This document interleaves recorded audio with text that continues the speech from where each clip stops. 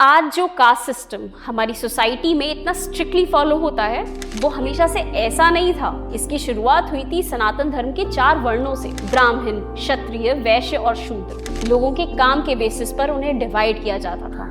इसमें कोई ऊंचे नीचे की बात थी ही नहीं और ऐसा भी कोई फिक्स रूल नहीं था कि ब्राह्मण का बेटा ब्राह्मण ही बनेगा या शूद्र का बेटा शूद्र। हर व्यक्ति के टैलेंट और एक्सपर्टीज के हिसाब से उसका वर्ण डिसाइड होता था। कोई क्षत्रिय ज्ञान के माध्यम से ब्राह्मण बन सकता था तो कोई शूद्र या वैश्य शस्त्र और युद्ध नीति सीखकर क्षत्रिय बन सकता था। दरअसल ये जातिवाद की प्रॉब्लम शुरू हुई एक ग्रंथ से, मनुस्मृति, जिसमें कहा गया कि चारों वर्ण कर्म के बेसिस पर नहीं बल्कि जन्म के बेसिस पर डिसाइड किए जाते हैं।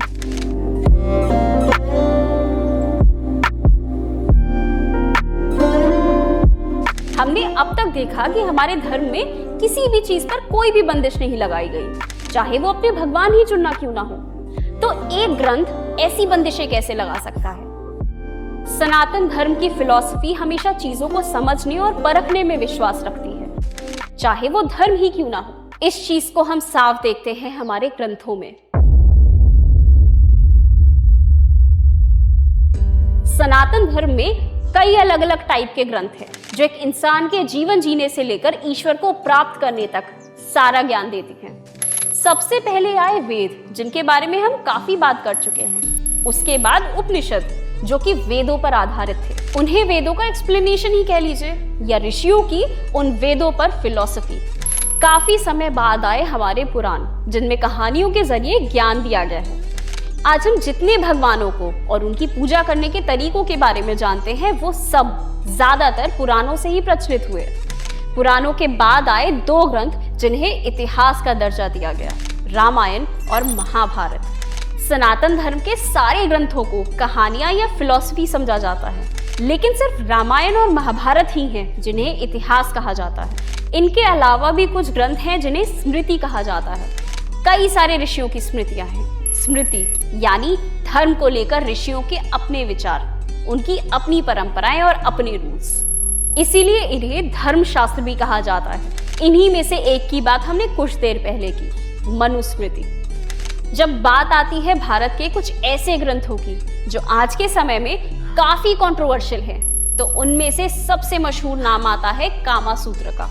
एक्चुअली ये भी कह सकते हैं कि कामा सूत्र सबसे ज्यादा मिसअंडरस्टूड ग्रंथ है।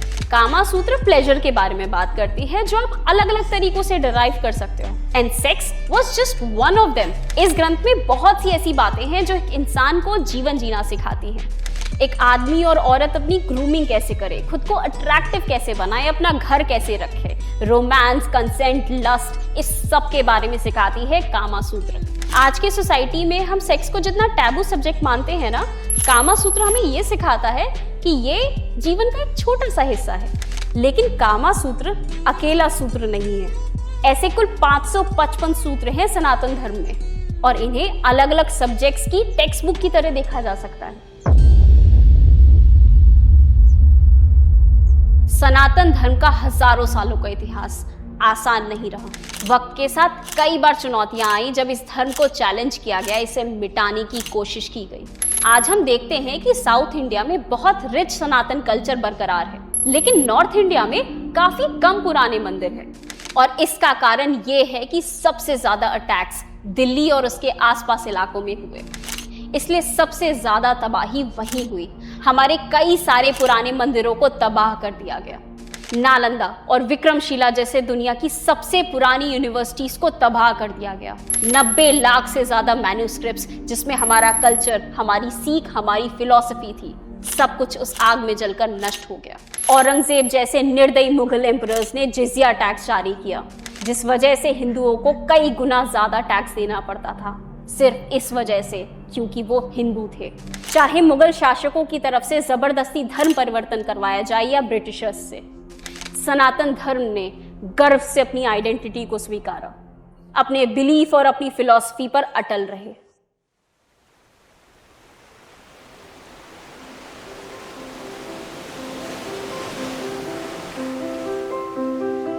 इस वीडियो के जरिए मैं खुद अपने धर्म के बारे में जानने के सफर पर निकली थी।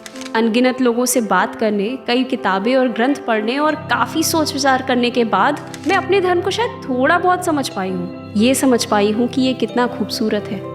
सनातन धर्म ज्ञान का धर्म है। हम किसी चीज़ को आंख बंद करके मान नहीं लेते, हम सवाल उठाते हैं, चाहे वो भगवानों से ही क्यों ना हो। हमने हमारे वेदों पर सवाल उठाए तो हमें उपनिषद मिले। गरुड़ पुराण, विष्णु पुराण, शिव पुराण, ये सारे पुराण और कुछ नहीं बल्कि एक शिष्य अपने गुरु से संवाद कर रहा है, जिसमें शिष्य सवाल उठाता है और गुरु उसके जवाब देते हैं। हमने हर चीज़, हर ख्याल को देखा, परखा और उसे समझने की कोशिश की, चाहे वो हमारे संसार के रिवाज हो या हमारे जीवन के राज। सनातन धर्म की सबसे खूबसूरत बात ये रही है कि वक्त के साथ इसने अपने आप को बदला और अपने ज्ञान को और बढ़ाया।